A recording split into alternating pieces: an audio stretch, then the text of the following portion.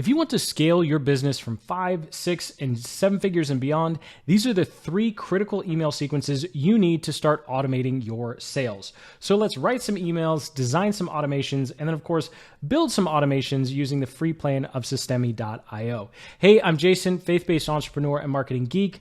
Timestamps below, along with some other helpful links and resources, including a link to our funnel template pack that has all of our top converting funnel pages, email campaign, course framework, so you can go from idea to sales in just a few days.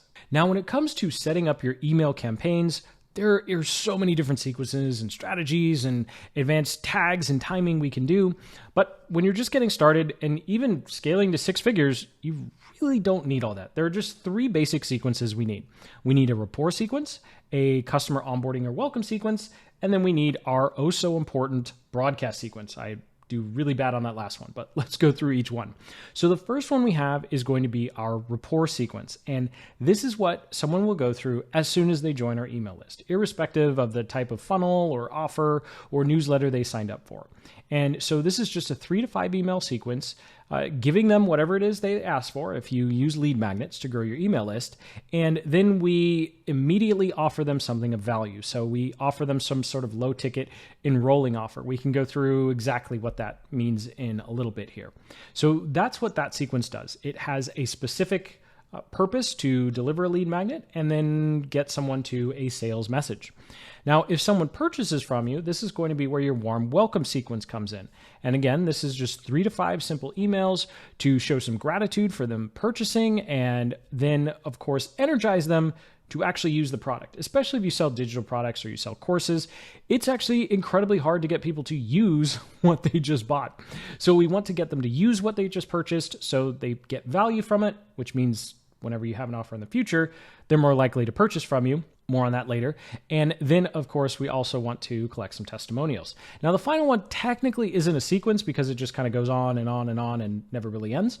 But that's going to be our broadcast sequence. So this is going to be where we're sending 2, 3, up to 5 emails a week.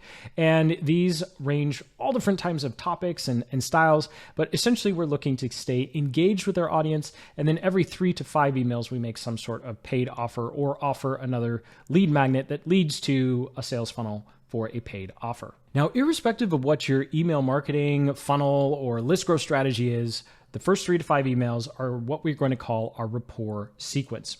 And so all we want to do here, no matter how they joined our email list or what for, we'll get to the actual emails in a moment. We want to empathize with whatever their current experiences are, positive or negative, expand on the dangers of not taking action. And that's not taking action to get the results that they want or overcome some roadblocks or struggles that they're currently facing. And this is important because we need to energize them to take action. And of course, the action being purchasing whatever your product or service is to get the results that they desire and overcome the roadblocks that they're struggling with. More on the email details in a moment. So here's a breakdown of how this actually plays out. The first email is going to be the free gift. So whatever we offered for free in exchange for them joining our email list, we got to send it to them, right? Just right off the bat, we need to build trust. They gave us their email address and they're like, I don't know, this might be another scammer who never gives me what I asked for, which is like 5 out of the other, 10 times they've signed up. So we just need to give them what they asked for. And then emails 4 through 5 are actually going to drive traffic to whatever your sales message is. So email number 2, we're going to choose a big roadblock that's in their way, debunk some myths, show them that it might not be as big as they think, or the way to overcome it so they can enjoy the results they really care about is not as daunting as they think. Then email number 3, we're going to use a hero success story to empathize with whatever their current situation is and essentially say, hey, I was in the situation you are now, or I've had clients or coaching students who were in the situation and they were able to achieve the results that you are looking for, you being the email subscriber. I realize there's you and they, and okay, let's just move on. And then the final 2 emails in the sequence, of course, are going to be a little more overt and upfront that, hey, I've got something really cool that I think is going to help you. And that's just talking about benefits. And then, of course, going through a final energized call to action with email number 5. Now, I really like pairing this strategy with a countdown timer on the sales page. So I send it out over a 48 to 72 hour period. 72 is kind of long, but it just depends on the price point of the product. And again, all of these emails are designed to get people to go to the sales page, and the sales page is what does the heavy lifting of the sales, which sounds silly, but we are essentially in our emails selling them on reading the sales page, and then the sales page sells them on purchasing the offer. That might seem self-explanatory, but I have head coaching students in the past who have like an essay in their email, and you go, wow, no, 300 or 500 words max, right? We're just getting people to the sales page. And that's all we need to do with the rapport sequence. Now let's take a deeper dive into these 5 emails, of course, kicking things off with our free gift email. Now this one, it's vital that we don't do any sales pitches. We just give them what they ask for, right? Whatever the lead magnet is, whether it's a PDF, a planner, an audit, maybe you did some sort of special training or a resource guide, whatever it is, just give it to them. That's it. No sales pitches here. They ask for something, we give it to them, transaction complete. So we, of course, want to make sure that we deliver whatever it is that we offered them for free on our landing page in exchange for that contact information. Then number 2, we actually want to encourage them to use whatever the lead magnet is, right? We need them to consume and engage with the lead magnet so we can demonstrate that we can be helpful, right? And of course, we also want to reaffirm their decision and say, hey, this lead magnet really is going to help you achieve whatever it is the lead magnet's designed to do, or, educate them, give them some sort of secret, give them some sort of quick win so they feel a sense of momentum in whatever journey that they're on. That's all we're trying to do with the lead magnet. Because if the lead magnet falls flat on its face, if it stinks, they're not going to read any of our other emails. Because after all, if we give them garbage for free, why would someone think that our paid products would be any better? And so if you want some ideas for lead magnets, link in the cards and the description for more on those. So that does it for email number 1, super simple and basic. Email number 2 is the first time we're actually going to link over to our sales page. So this is the big roadblock. And with this roadblock email, we're going to make 2 big assumptions. I know it's awful to say we're making assumptions with sales and marketing, but every once in a while we break the rules. So number 1, we're going to assume that our lead magnet knocked it out of the park, that they consumed our lead magnet. They were like, okay, this person actually wants to help me. They didn't give me some garbage PDF that GPT whipped up in 10 minutes for free, right? Like it was actually valuable. So we have some goodwill. And then number 2, we want to assume that they actually want to solve the problems that they're facing and actually want to put in the effort and work to achieve the results that they desire. I realize that kind of seems self-explanatory, but yeah, some people just like complaining and don't actually want to fix the problem. So, of course, the first step is admitting you have a problem, but I think that's a totally different topic. So let's jump into this. So the first thing we want to do is present something that's getting in the way of the results that our ideal customers ultimately want. And so this could be, they not enough time, money, experience. Those are the typical roadblocks people have. So we want to think about what's the big result our paid offer solves. And then if someone was to complain and say, yeah, but I don't have enough experience, or I don't have enough time, or I don't have enough this, or I need that, like whatever someone would object to actually making an effort to achieve what they care about, which is what your product solves, that's what you want to address in this email. So, time, money, experience, those are the 3 biggest things in most niches. So one of those or some combination of those, you say, hey, look, I know you want to be more successful with your Facebook ads, but you just, don't have the time to learn, or maybe you don't have the analytical experience, right? Or you feel like your budget is way too small. Whatever the excuse is, or valid or not, for not being successful with the Facebook ads, right? And then we want to present some sort of myth or lie, right? So we present this in a way saying, hey, you've probably been told you need more money, you need more experience, you need more time. But actually you don't. And so that's where we go into the new way. Now you can always pause on the graphics. You can tell I paraphrase these a lot. I don't memorize per se. So the whole point of this email is we present that roadblock. We position some advice they may have heard in the past as a myth or a lie. And then we allude to, hey, we have a new, better, easier, faster way to get around this roadblock so you can enjoy the results that you ultimately want. And so that's all we do with this email. And in the PS section, we'll say, hey, check out the link here to XYZ offer that will help you overcome this roadblock, right? And again, We're not selling the offer. We're just talking about something they're struggling with and presenting a new or different way to get the results that they want. And of course, that's our paid offer, right? So then email number 3, I can keep track here, is going to be our hero success story. Now, what's really important here is we are empathizing with whatever situation our ideal customers are currently in, right? So think about this especially works well if you have a business where you've actually gone through the same struggles your ideal customers have, or you have a client or previous student, hopefully, that's gone through similar struggles. And so essentially we're just doing a hero story of kind of like rags to riches, but not ridiculous like we see on most webinars where, oh, I was homeless and broke and $300,000 in debt, and then I read this book or this random person gave me the magical stock trading formula and now I'm a gazillionaire, right? Like we're not going to make up silly stories like that.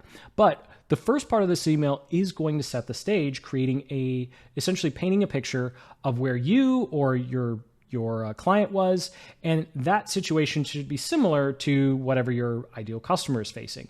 And this could be as simple as, I spent $2,000 on Facebook ads. It had been 3.5 months, and I was just staring at my screen wondering why on earth I couldn't get any sales out of this thing when so many other people looked like they were being successful, right? Like that's boom, stage, set, done, right?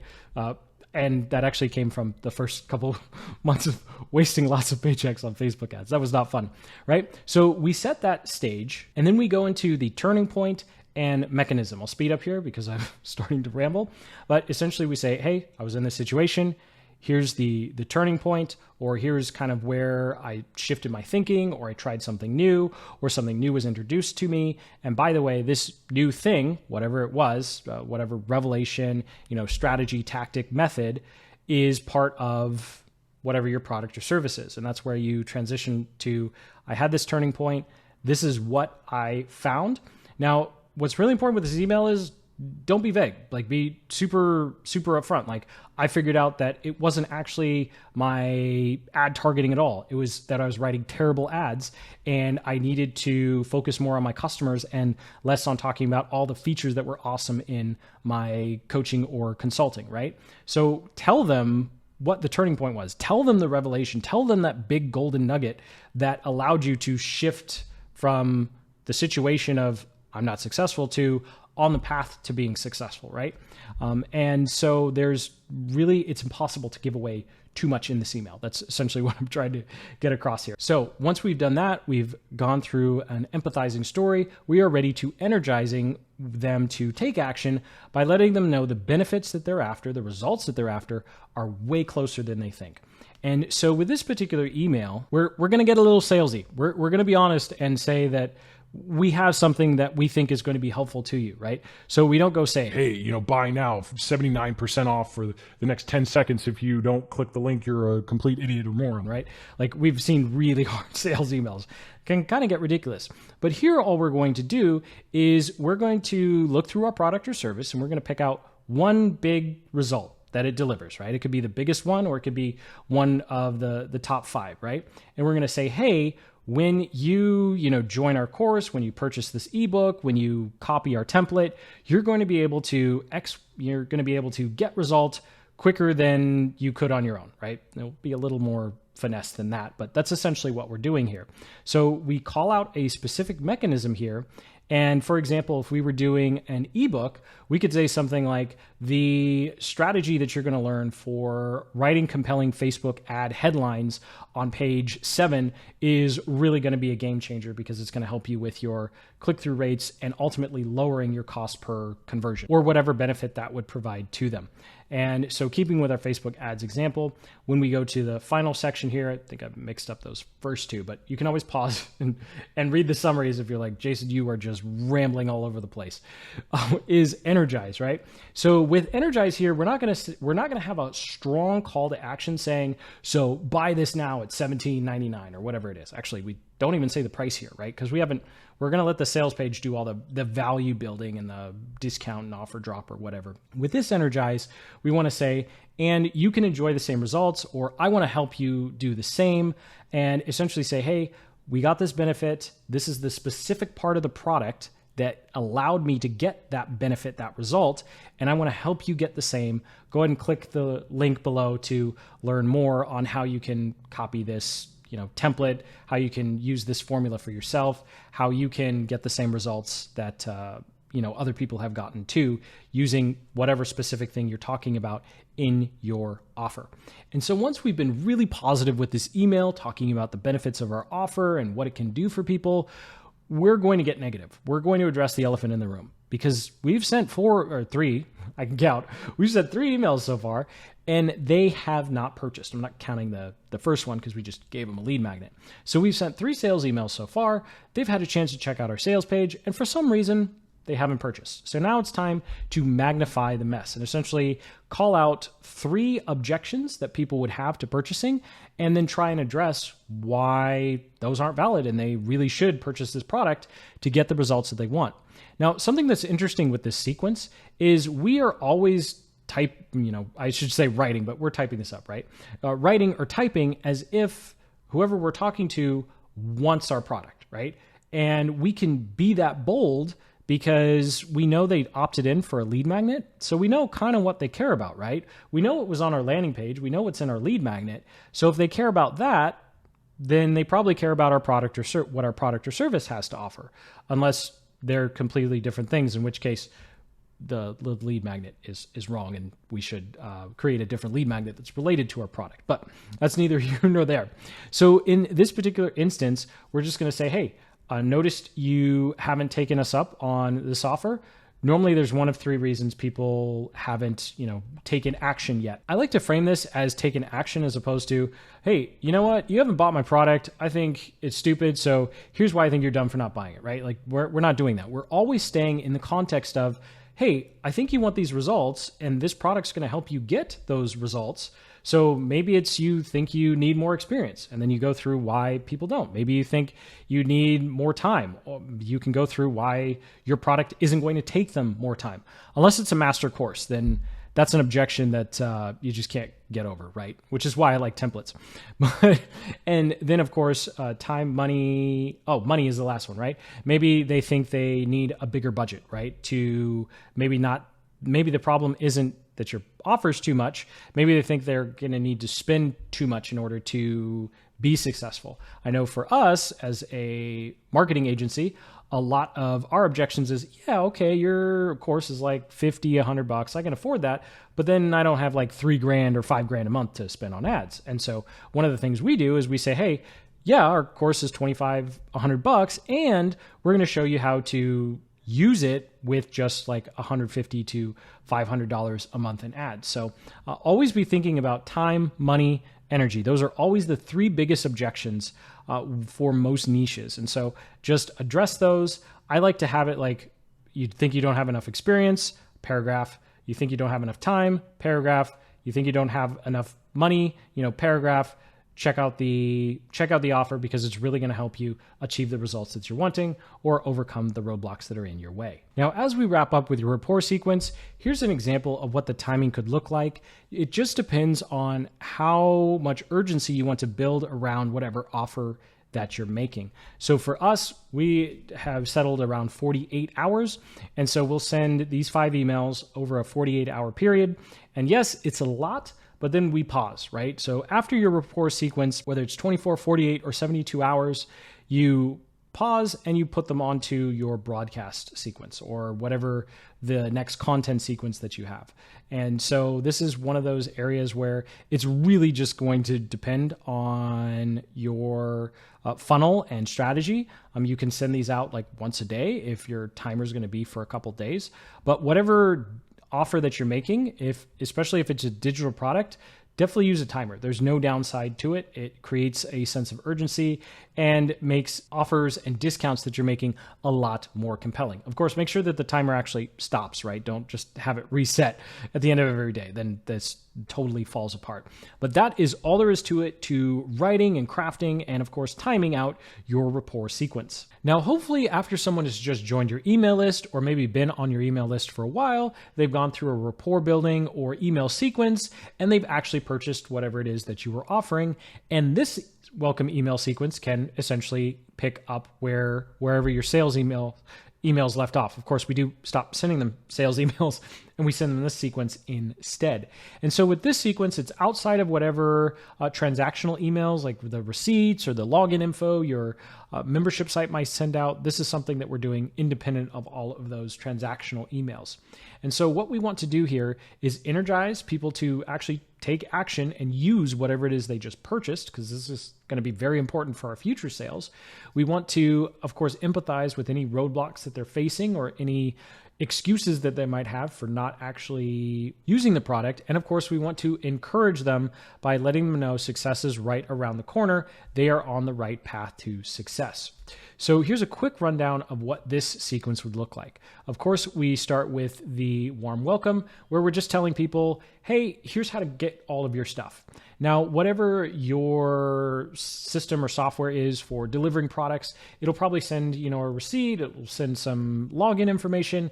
This email, this first one, essentially says, hey, check your inbox for all those other ones, because sometimes those transactional emails go to spam, or they just don't know that, you're using Kajabi or Systemi or ClickFunnels or, High Level or whatever else, Gumroad or Teachable. I'm running out of the ones to list out, whatever, software you're using to deliver your membership stuff. So we want to tell them, hey, go look for the transactional email to log in and get your access.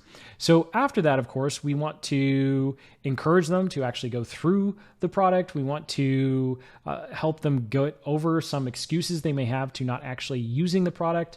And then, of course, we'll do a humble ask for feedback and get some testimonials. And then, of course, a sign off where we encourage them to keep going. Obviously, we're not going to have like a 20 email sequence here telling them, hey, did you use the product yet? Hey, did you use the product yet? Hey, did you use the product yet? Like that, it gets annoying after a while, right? So that's why we're only going to do 5 emails in this sequence. Now, the first email in our welcome sequence is going to be, of course, the welcome email. You can tell we spent a really long time figuring out what to call this one. So this is going to go out right after someone purchases.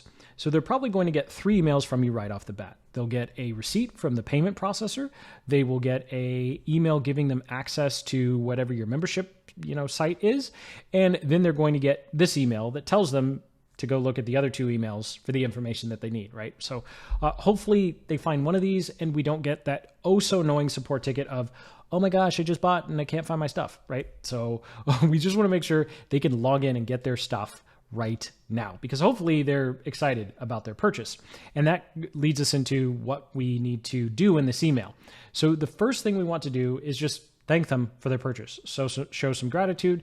They just put a lot of trust in us. They whipped out their credit card and bought from some random person online on some, random checkout form. So we want to remind them that, hey, we're a real person. We're really appreciative that you purchased, and we really want you to be successful, which leads us into the nudge. And essentially, we have a quick couple liners. Like you could even restate your unique selling proposition or the top 2 or 3 results that your product delivers. And so it's kind of like you're selling after the sale, right? So they've said yes, and then we're just reminding them why they said yes and why we are so excited to be helping them achieve the results that they're looking for. And then, of course, at the end of this email, we have all that transactional stuff of saying, hey, go check your email for a message from, accounts at Thrivecart or accounts at Kajabi or Systemi or, Teachable, Gumroad, whatever it is that you're using. And please include your support email here. So this is still going to be sent from your email address, but you also want to give them the support email address so they know where to reach out to if they have any transaction or login issues. Then the next email in the sequence is going to be how to get the most. So we want to help them maximize the value of their purchase. So whether you have a template, a course, a community site, or if it's a physical product. So here you just want to give them a customized approach, a game plan to how to best use the product. So if, for example, we were selling a course, we could give them like a 7-day plan to get through the course or a 3-day plan to, get started. And then we have the bridge section. So whatever type of offer that we have, it most likely delivers more than one result. It helps people deal with a lot of different things. And so sometimes our customers purchased not because they want to go through our course or because they want the entire template, but because there's 1 or 2 really important things like in module 5 that they really care about, or module 3.5 that they really care about. And so looking at whatever your product or service or community is, pick out 2 or 3 really important things that you think someone might want to do now, as opposed to going chronologically through your digital offer. Now, of course, if you have a physical product, this is just going to be giving them some additional resources or help when it comes to figuring out how to actually use it for specific use cases. But essentially what we're doing here is trying to pick out like 2 or 3 types of customers and what they might want to do first. And so that gets them into the product, using it as quickly as possible. And then we can wrap up with some additional resources that might be helpful to them. So if you're doing a course and there's some software you think might be helpful, as long as the additional resources are just that, right? They need to be additional. So you could even have a call to action to say, hey, some people like getting one-on-one help, or some people like joining our community. And that's an opportunity for a really soft upsell, which we'll do at the end of the sequence as well. But the point is, with this resources section, you got to be really careful, okay? Because if someone's reading through this welcome email, you're talking about, hey, here's your game plan to get started as quickly as possible. Here's the top 2 to 3 parts of the product that people really like to use first, right? In the bridge. And then we say, oh, by the way, you need this software. Ooh, that's not going to come across very well, right? So it really does need to be something that is extra. And it's very clear that it's additional resources. We don't want people reading through and going, I think that should have just been included in my purchase. It's kind of like when you're designing upsells or order bumps. You always want to make sure that when someone's looking through that, they don't go, it looks like you just pulled something out of the product and asked for more money, right? So with those resources and an action plan and a bridge to the specific part of the offer that they might care about, we're going to address some roadblocks again. Now, this is very similar to what you might do in a sales sequence, where you're going to empathize with their current situation, their current struggles. But this time we're going to be a little more hard, with how we talk about these roadblocks, right? So essentially it's kind of like the coach who's sitting on the sidelines and you're like, oh my gosh, do I really have to do a lap? And he's like, yeah, no excuses, right? Or whatever the sport is. I just happen to do track. And every time I did a lap, the coach always said the same thing. Another one. And you're like, how many laps are you going to make me run, right? So no matter what their complaints are, no matter how tired or frustrated, we are here as the advisor. We're here as the coach. And so this is where we say, hey, yeah, you're going to have to do a little bit of work, or yeah, this is hard, or yeah, you don't want to spend hours in the gym, but you still got to at least lift 2 or 3 weights in order to get what you want. So we acknowledge whatever roadblocks they're facing, and in a reassuring way, encourage them to keep going. We want to address that unless it's a complete done for them service, they are going to have to do something, even with a physical product. I mean, you actually have to use it, right, to get the results that you want.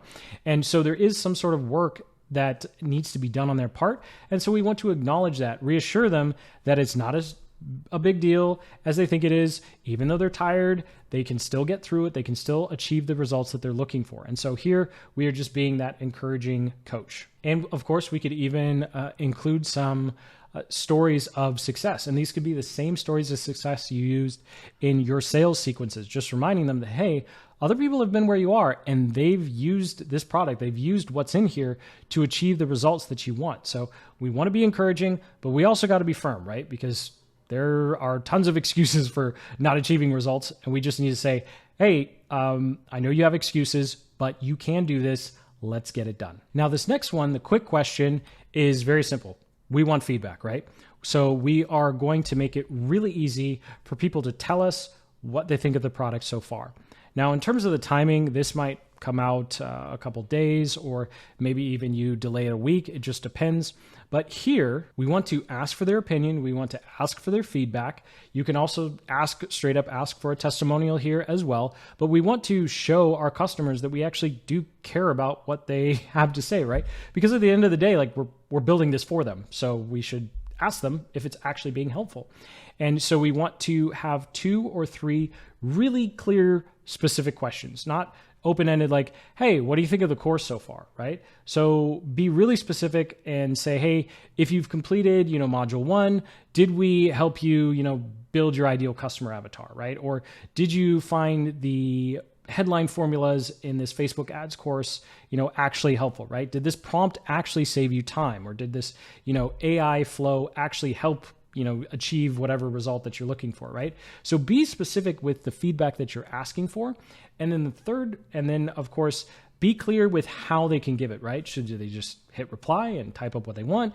Did you set up a Google form or some other form someplace where they can easily type in their answers? Make it super easy and frictionless. Just want to make it clear that, hey, we are listening, we are open to feedback, and if you're getting some value out of this, please give us a testimonial so we can showcase your results and get a testimonial so we can go help other people. I think I said that twice. Anyway, okay, let's move on to the last one here. So the last one here is just going to be the sign off, right? So we've sent them 5 emails over the course of the first week or two that they've been inside of our product or they've purchased our product. And so by this point, we want to make sure that we don't come across as annoying, right? So hopefully we've been encouraging, we've been a little firm, removing some roadblocks. So now we just want to sign off with another round of gratitude, give them a place where they can get support in the future if they want. And then, of course, if you have any sort of upsell to coaching consulting, if you have services or you have a community, kind of like whatever that next step is in being more hands-on helping them, you can go ahead and seed that here. And so that is all there is to it, to the warm welcome sequence. Now, when it comes to the timing of this, I don't think you need to send these out one after the other because we do want to have some delay or time in between the emails so people have a chance to actually go through it. So what I like to do is try to have 3 rapid fire emails right after they purchased. Hopefully in that first 72 hours, they're really excited, then kind of ease off the brakes a bit. And whatever the next Monday winds up being, of course, if they buy on a Friday, this is the only time that this really doesn't work because then they get all 5 at once. But as long as they don't purchase on Friday, then we give them a little bit of a break. And then the last 2 emails go out the week after they've purchased so that we have some space in there so they have time to consume and enjoy the product. Now, obviously, if there's shipping times involved with whatever it is that you have, you're going to want to figure out the average shipping time and make sure you start sending emails towards the tail end of that. So you don't say, hey, here's how to use this awesome product. And, they wait 2 weeks to get it. Although most of us are doing digital products, so we don't necessarily have to worry about that. So with that, we've got our 5 emails and we've got our automation rules set up. We're ready to wow customers, reduce those refunds, hopefully collect some testimonials, but most importantly, just demonstrate that unlike most other creators and course sellers out there, we actually care about our student and customers' success. Now, whatever products or services you sell or sales funnel strategy that you're using, all roads lead to this, your broadcast sequence, your weekly or daily newsletter, right? So this is going to be a couple emails per week. It could be 2, 4, up to 5. Some people do 7, which is pretty crazy. But essentially, whether someone has purchased a product or service from us or they've gone through a sales sequence, all roads lead here. Eventually, everyone drops into our general broadcast list. They aren't going through any sort of sales sequence. We don't have any sort of active promotions. We just have a bunch of emails that we've collected that we need to stay top of mind with, right? So this is where we are continually building goodwill and building a relationship with people who've joined our email list, irrespective of what they purchased in the past and irrespective of how they've actually joined our list. So we are going to continue to empathize with whatever their experiences are through stories of sharing our struggles and our triumphs. We are, of course, going to educate them on what they need to do to be successful. That's a huge part of the broadcast sequence. And of course, just make sure that we are that encouraging voice. So when it comes to what on earth do we write in these emails, this is probably going to be the most unstructured part of your entire sales process, if not your marketing, right? Because when it comes to what should our emails be about, the question is, well, what do you want it to be about, right? Because there's really, literally, unless you have a specific offer that you want to promote this week, there's no rules to what to actually talk about. Because the key to a great broadcast or newsletter is honesty. Now, before you roll your eyes and go, oh, of course it's honesty. Why would I make stuff up? Just bear with me for a moment. We all see those social posts where everything's rose-colored glasses, right? Like nobody does a social post talking about all of the struggles they're dealing with. But when it comes to email, that's one of the few marketing mediums that we have where we can actually be straight up and talk about things that are really, really hard in whatever our journey looks like. And it allows us to take an advisor or kind of coaching role where we are sharing from our own experiences or we're sharing from our clients and students' experiences. And honestly, the emails that I've personally written that were based upon mistakes I've made in my agency, going from 6 figures to negative for quite a while, those types of stories really do resonate with people because let's face it, nobody else wants to admit that they went from 6 to negative, right? But when you're real in your emails and you say, hey, I made this mistake, or hey, this didn't work. Of course, share your wins as well. Definitely be like, hey, this campaign's crushing it. You should definitely try this for your own business, right?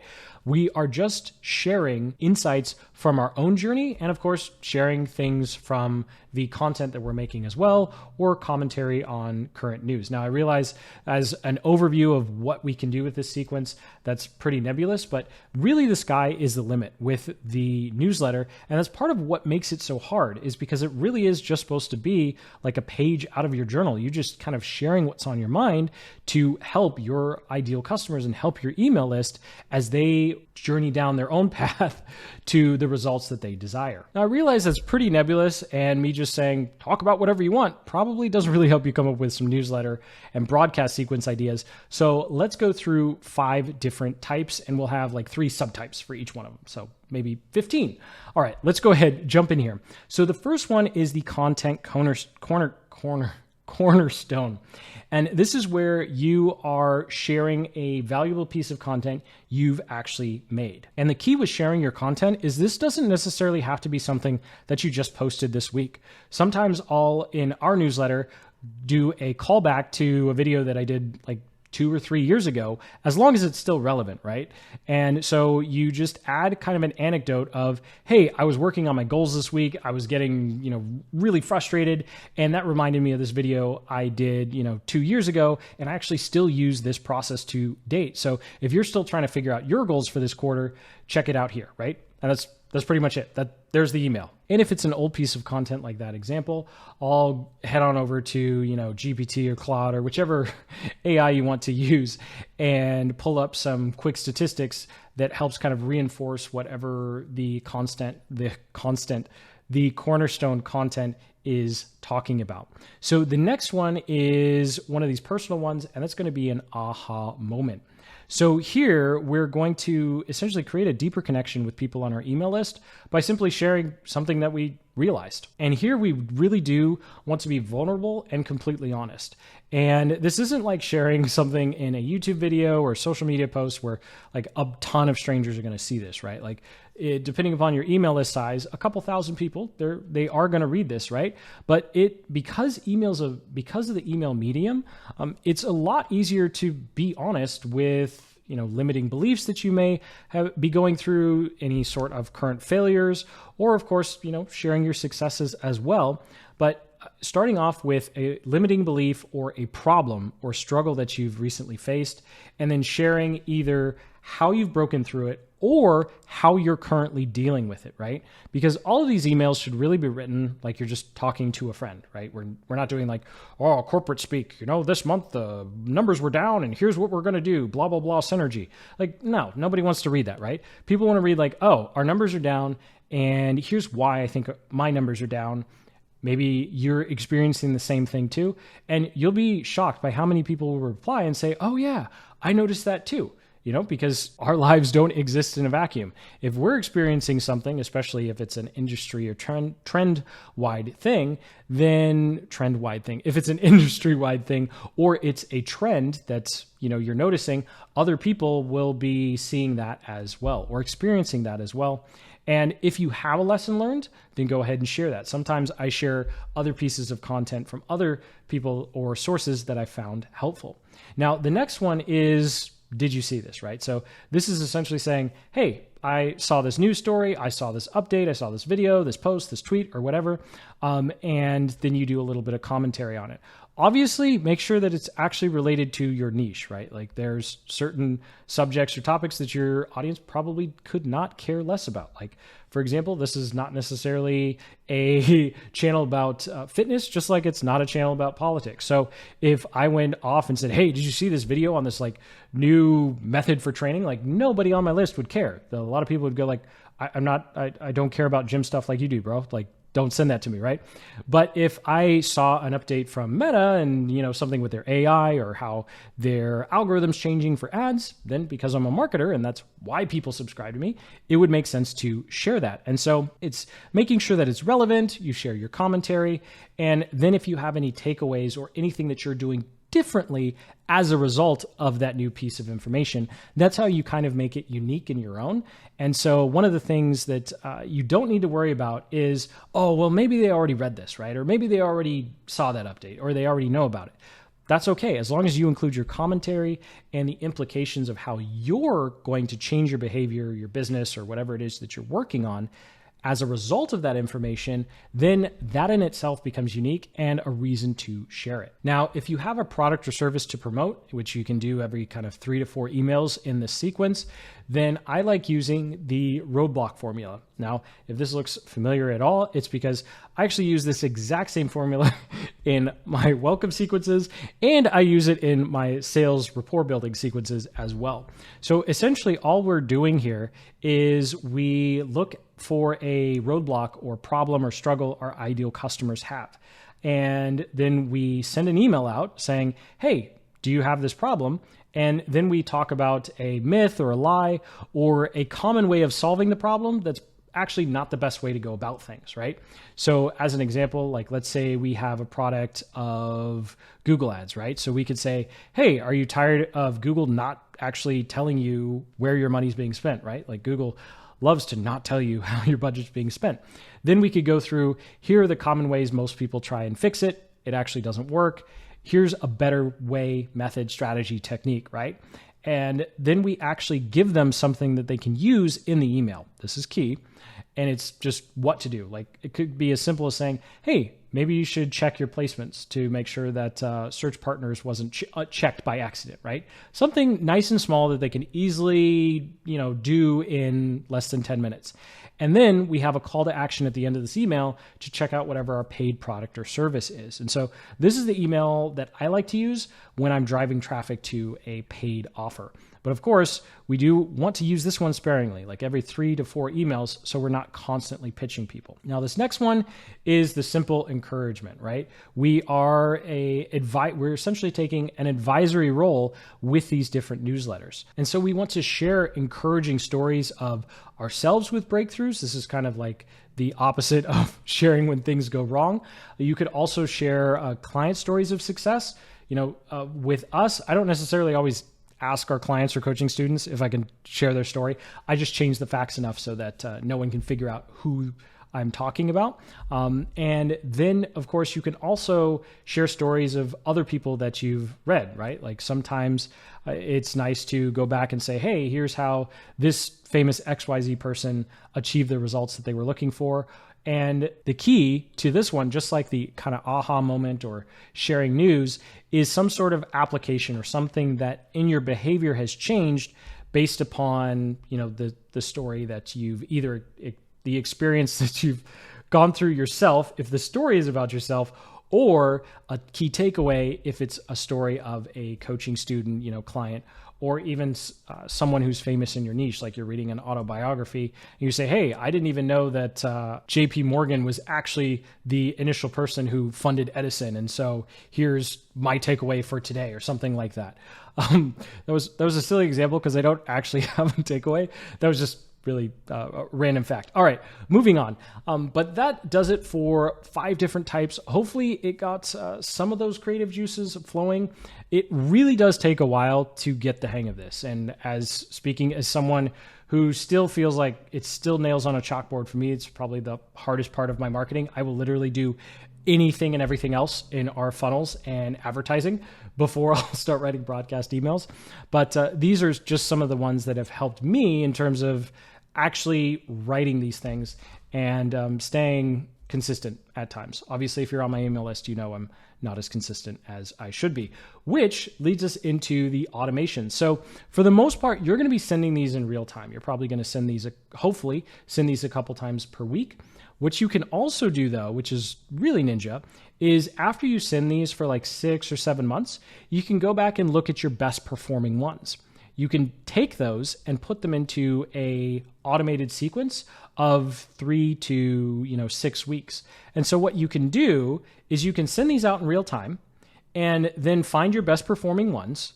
And you can set up an automated broadcast newsletter for the first 3 to 6 weeks someone's on your list. And it's just the best of your emails. So you're still going to have to type up every single day. I realize this is a little confusing. So you're still going to have to send broadcast emails to your main email list. But when people join, they'll go through a 3 or 6 week period where they're getting an automated broadcast sequence of like your best content or your best offers. And so that's one way you can kind of start to automate this and take the pressure off a little bit when it comes to writing these emails. Now, jumping into Systemi here, from anywhere in your Systemi account, of course, we're going to come over here to emails. Now, automations is where you can create some advanced rules and workflows. It's really, really cool.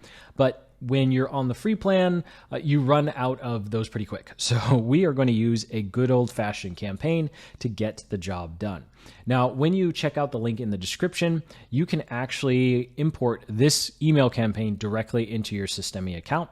But if you wanted to create a new one from scratch, you'd go ahead and click on Create Campaign, give it a name, a quick description, and save.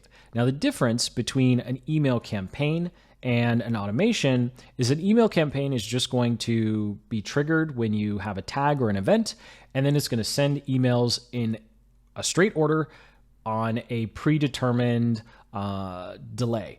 Whereas automations is going to check for rules, like if they click this link, send them this email. If they bought this thing, send them that, right? Like it gets really advanced really quick. So there's a lot you could do, but for me, I like to keep things simple. If someone takes an action, they join our email list or they purchase something, I want to just send them a couple of emails because I know exactly what they just did, and then I put them back on our broadcast list. I know some people are like, oh my gosh, how could you run email marketing so simple? There's so many great tools. And I go, well, there's also a lot of things you could be doing, right? So get off that. Let's go ahead and jump in here. So as you can see here, we have a couple of columns. Obviously, everything's 0 because this is a demo. But you'll see here the delays later. These are the delays in between the emails. So they all go out in one order. There's no automations in between them, but you can set up an automation to start this campaign, which we'll do at the very end. So for editing, let's go ahead and jump in here. And you can always click the 3 little dots to deactivate. You can even create comments in here if you're keeping track of multiple things with other team members, but I'll just go ahead and click on the email so we can get into editing. Now for the subject line, the preview, in the body, this is very important, your subscribers see all of this, right? So the subject line is of course what people are going to see before they open the email when it's in their inbox. The preview is actually some inboxes and some apps will show the first couple lines of text of an email. So instead of showing the actual text, you can essentially make a little teaser for or it would be a 1 or 2 line teaser for your email. So the point is to just entice people to open it. And then when you download the template linked up in the description, each email will kind of have 3 bullet points on the types of things to include. And of course, you could also just throw this over to AI and say, hey, write me an email that has this stuff for whatever it is that you're selling or providing as your lead magnet. So we wanted to make this as simple as possible. Now for some boring settings, right? First, we have your sender name. Use your full name, plain, right? Like this is not time to be tongue in cheek. Email service providers are looking at this. If it has a bunch of special characters or emojis or it looks funny, your email deliverability is going to suffer dramatically. And Systemi might actually just not send your emails because if your email deliverability starts hurting other accounts, then obviously they care about that. And that's something that they do actually track. So then we have the sender's address. So this is going to be where your email is sent from. Now, this gets a little complicated. Obviously, they have a warning here saying don't use a Gmail or Yahoo address because it's not set up for that. But you do need to have your own custom domain, and you'll have to do some things in the DNS settings to essentially say, hey, it's okay for Systemi to send emails on my behalf.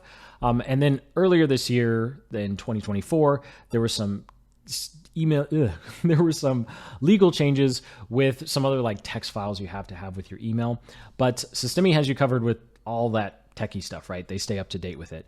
So all you need to do is come over to your account and settings, click on emails, and then you can go ahead and actually set up your email address here. They have support articles that go through what you need to add. It is a little confusing. And of course, you can always use good old YouTube University because someone has probably made a tutorial specific to whatever service provider you're using to host your domain, because everyone is a little different. So I'll go ahead and jump back over to our email here. Now, something I really like is you can actually attach files here, so you can attach your lead magnet directly. But if it's anything other than a PDF, probably don't do it, right? Because the internet service providers are going to look at that file, they're going to want to scan it, and if it's too big or if it's a strange format, like you're sending a bunch of Photoshop templates or something, you're more likely to get flagged as spam, right? So in that case, it'd probably just be better to link over to Google Drive, which is what we wind up doing a lot. Now we have activate settings. We'll take care of that later because this is the first email, so it doesn't come after anything. And then, of course, we have personalization. Now, personally, for personalization, I don't like using this because if anything is wrong or someone just gave us a fake name, then our emails look really, really silly. And you'll notice here, I have it formatted as plain text. That's what I recommend for these types of emails. You don't want to make fancy, overly designed emails for this. There are places and times for that, but this is not one of them in the Rapport sequence. So, of course, I'll go ahead and jump back out to our campaign here, and I'll click on the second one so we can talk about the delays and, of course, the oh so important testing of your email, right? So I'll come down here, and the first thing we can do is select which email this is supposed to come after. So I have a 5-email sequence. I want this to be email number 2, so it will come after the free gift. Then we say how long should Systemi wait before it sends it. So you can wait 10 minutes, you could wait 10 days, or in this particular instance, 10 hours. Because I have this sequence formatted, so it goes out just about 48 hours after someone signs up. And then, of course, you also have some advanced things where you can set the time of day you want the email to be sent. And then, of course, you can even have days skipped. So, for example, if you don't want emails being sent on the weekend when most people aren't opening them, then you can go ahead and say, hey, skip the weekend and just send it Monday morning sometime, right? And so that does it for the settings. Before we jump out here, already talked about just use plain text, so there's not much to go over there. You can see each one of the emails has some little prompts for you to get started. You do want to save and test every single one of your emails. So when you click this, you can go ahead and send the email to yourself, read it word for word in your inbox, click every single link. Click every single link twice, right? Because the last thing you want to do is send emails with broken links, and then you find out you could have been making sales and you're not making sales. It's just one of those things like making a YouTube video like this one. If we post a mistake, that's it. We can't fix it, right? It's not like a blog post where you can go think, oh, my bad. It's literally one and done. So do pay really special attention. Do make sure that you're going through all of your emails, testing all those links, and of course, making sure nothing is formatted funny. I still remember one time I was working with a client. I was at an agency, and there was 2 extra spaces at the top of the email. And for some reason, MailChimp decided that meant it needed to put a plethora of just jumbled mess code. And we sent it out to thousands of people. And boy, was boss not happy. So make sure that you double, triple check those emails. All right, so let's go ahead and jump over to our funnels, because this is going to be where we tell Systemi how to trigger it. Now, there are other ways to do this. You can have tags and you can use automations, but because we're on the free plan, I am working to absolutely maximize everything that you can do. And you're going to want to use the tag for something else probably. So I'm going to jump into my demo funnel here, and I'm going to go to our landing page, and I'm going to go to automation rules, and I'm going to say add a rule. So when funnel step is subscribed, I'm going to add a rule. Oops, funnel step subscribed. I click on it. Then we can add a action. So add an action. Now you can see here, you can add tags, remove tags. When you're on the paid plan, you'll probably use tags for everything, but you're limited on tags. So we're just going to skip that and go directly to the campaign. So someone opts in, campaign starts, right? So if we come down here, I'm sure it's right in front of me. Subscribe to a campaign. There it is, the first one. So I'll go ahead and click down here, and I'm going to say subscribe to this campaign, save rule. So now what happens, as soon as someone enters their name and email on this landing page here, they will automatically be subscribed to the automation that we just set up, and that we will send out. Send up still doesn't work. So if I click over on campaigns and free account, it is a little confusing because you can't tell from this page that you're actually using it and it's set up. But do make sure that all the statuses are active. Double check your timing if you're doing any sort of fancy thing with a countdown timer. And so, of course, this is correlated to 48 hours. And then, of course, in your funnel, just double check that on your landing page, when you have your automation rules, when the funnel step is subscribed, they are being sent to the proper campaign. And again, on the free plan, there are some limitations on how many of these you can set up. But if you decide to upgrade in the future, you can have all sorts of campaigns and tags and conditional whatevers and pull your hair out at the complexity in there. But for now, that's all there is to it, to setting up your campaign inside of Systemi and having an automated email sequence go out right after someone opts in. So you now have everything you need to get started with email sequences and campaigns and automations inside of the free version of Systemi. Make sure you hit that like button and subscribe for more marketing tutorials just like this one. And check out that link in the description to our sales funnel template pack that has our top converting sales funnel pages, this email campaign that's all ready to go and already timed out. Just drop in your own information and you're set, or use the prompts there to help have AI do the heavy lifting for you. And of course, we have a course framework to help you go from idea to sales as quickly as possible. So until the next, keep building the business you love.